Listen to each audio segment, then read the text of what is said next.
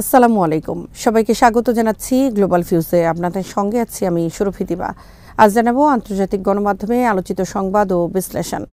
ইয়েমেনের Houthi Ansarullah আন্দোলনের নেতা আব্দুল মালিক আল হুথি বলেছেন, তার দেশের জলসীমায় দ্বিতীয় বিমানবাহী রণতরী মোতায়েনের মার্কিন সিদ্ধান্তের মাধ্যমে প্রকাশিত হয়েছে ফিলিস্তিনের পক্ষে তাদের অটুট পদক্ষেপের কাছে ওয়াশিংটন চরমভাবে ব্যর্থ।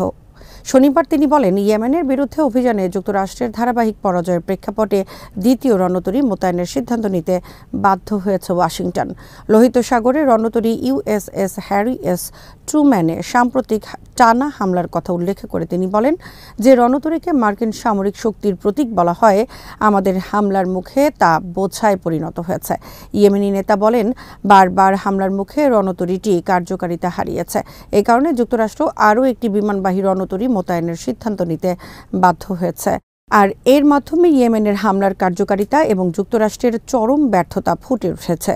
আল হুথি আরও উল্লেখ করেন, যুক্তরাষ্ট্র সাধারণত বিমানবাহী রণতরীগুলোকে অন্য দেশগুলোকে ভয় দেখানোর কাজে ব্যবহার করে, কিন্তু ইয়েমেনিদের হামলার মুখে এই সম্পদ এখন নিজেদের জন্যই ভয়, বোঝা ও বিপদে পরিণত হয়েছে।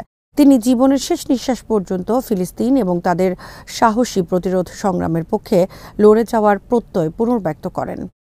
ইসরায়েলে অবস্থানরত নাগরিকদের জন্য নিরাপত্তা সতর্কতা জারি করেছে যুক্তরাষ্ট্র।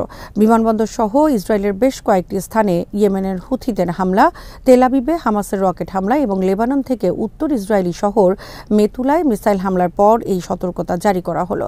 নাগরিকদের নিকটতম আশ্রয় কেন্দ্রের অবস্থান জেনে রাখতেও বলেছে ওয়াশিংটন। খবরে বলা হয়, ইসরায়েলে অবস্থিত মার্কিন দূতাবাস সেখানে বসবাসকারী মার্কিনীদের সতর্ক থাকার এবং বৃহৎ বিক্ষোভ ও রকেট হামলার সতর্কতা সহ বর্তমান উদ্ভূত নিরাপত্তা পরিস্থিতিতে চোখ কান খোলা রাখার পরামর্শ দেয়। দূতাবাস জানিয়েছে, মার্কিন নাগরিকদের বৃহৎ সমাবেশ এড়িয়ে চলা উচিত এবং নিকটতম আশ্রয় কেন্দ্রের অবস্থান জেনে রাখা উচিত। হুথি আনসারুল্লাহর ছোড়া ক্ষেপণাস্ত্রের কারণে গত সপ্তাহে ইসরায়েলে বেশ কয়েকবার সাইরেন বাজানো হয় এবং রেড অ্যালার্ট জারি করা হয়। এছাড়া ইসরায়েলি বাণিজ্য কেন্দ্র খ্যাত তেল আবিবে রকেট হামলা চালিয়েছে হামাস।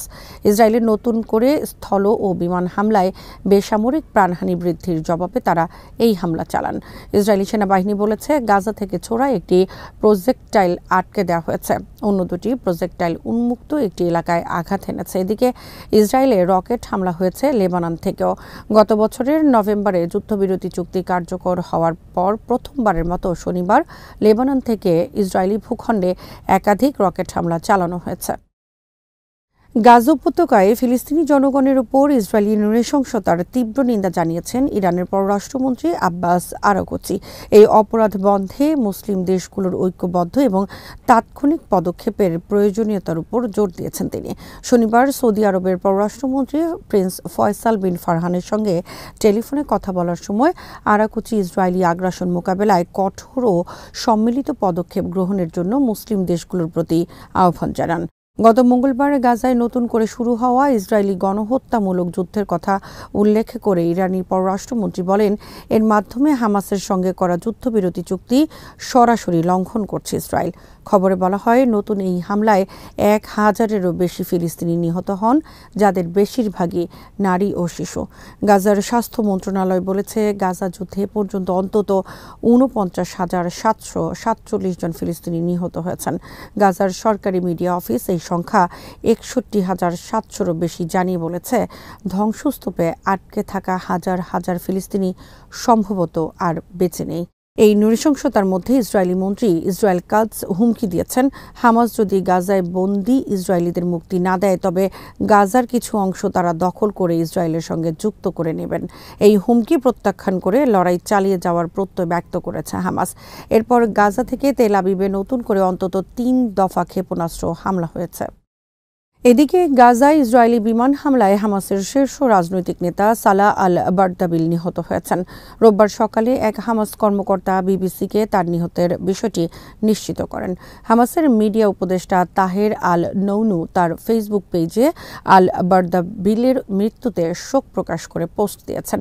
স্থানীয়রা বলছেন, রোববার খান ইউনিসে বিরামহীনভাবে চলা বিমান হামলায় হামাসের রাজনৈতিক কার্যালয়ের সদস্য বারদাবিল এবং তার স্ত্রী নিহত হন। ইসরায়েলি কর্মকর্তারা এ বিষয়ে তাৎক্ষণিক কোনো মন্তব্য করেননি।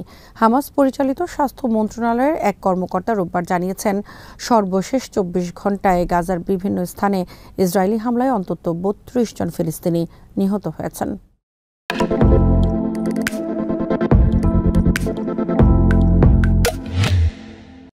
ইরানি সেনাবাহিনীর গ্রাউন্ড ফোর্সের commander brigadier general Kiumars Heydari বলেছেন, তার বাহিনী সর্বোচ্চ সতর্কাবস্থায় রয়েছে এবং শত্রুরা যদি কোনো দুঃসাহসিক কাজ করে তাদের ধ্বংস করে দেওয়ার জন্য ইরান সম্পূর্ণ প্রস্তুত।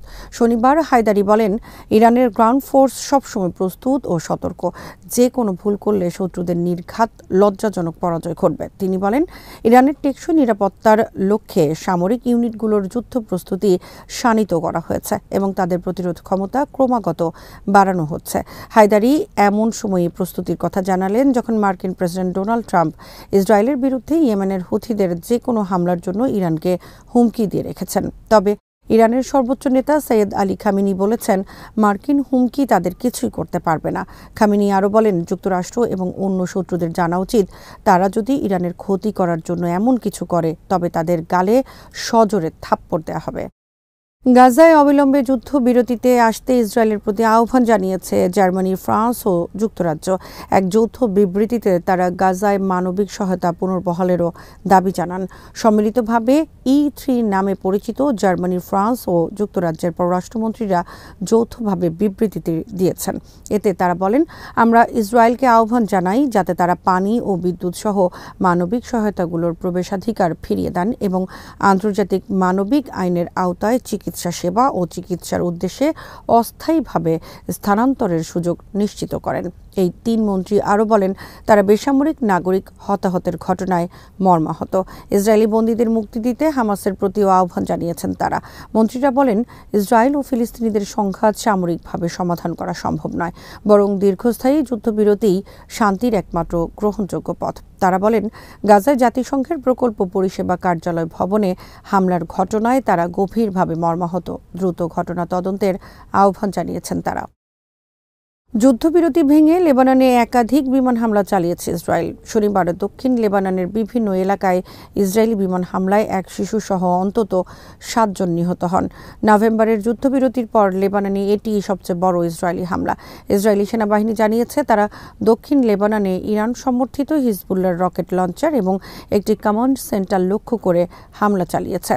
লেবাননের স্বাস্থ্য মন্ত্রণালয় জানিয়েছে, ইসরায়েলি হামলায় 7 জন নিহত হয়েছেন, যার মধ্যে এক শিশুও রয়েছে। হামলায় 40 জন আহত হয়েছেন।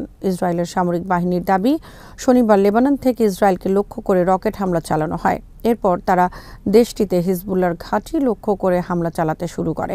ইসরায়েলি সেনাবাহিনী জানিয়েছে, উত্তর ইসরায়েলের মেতুলা শহরের দিকে 3টি রকেট নিক্ষেপ করা হয়, তবে এগুলো আটকানো সম্ভব হয়েছে। হিজবুল্লাহ বলেছে, তারা এই হামলায় জড়িত নয় এবং তারা অস্ত্রবিরতি মেনে চলতে প্রতিশ্রুতিবদ্ধ। লেবাননের সামরিক বাহিনী জানিয়েছে, তারা দক্ষিণ লেবাননে 3টি রকেট লঞ্চার নিষ্ক্রিয় করেছে এবং হামলার তদন্ত শুরু হয়েছে।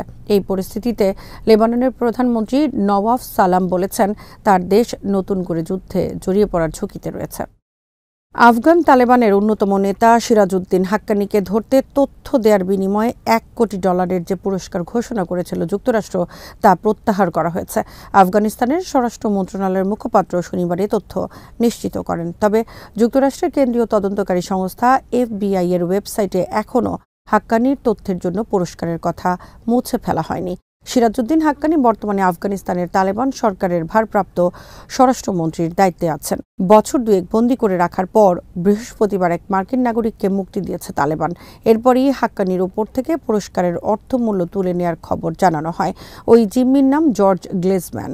2022 সালের ডিসেম্বরে পর্যটক হিসেবে আফগানিস্তান ভ্রমণের সময় তালেবানের হাতে আটক হয়েছিলেন তিনি। গত জানুয়ারির পর এই নিয়ে তৃতীয়বারের মতো মার্কিন বন্দী মুক্তি দিল তালেবান।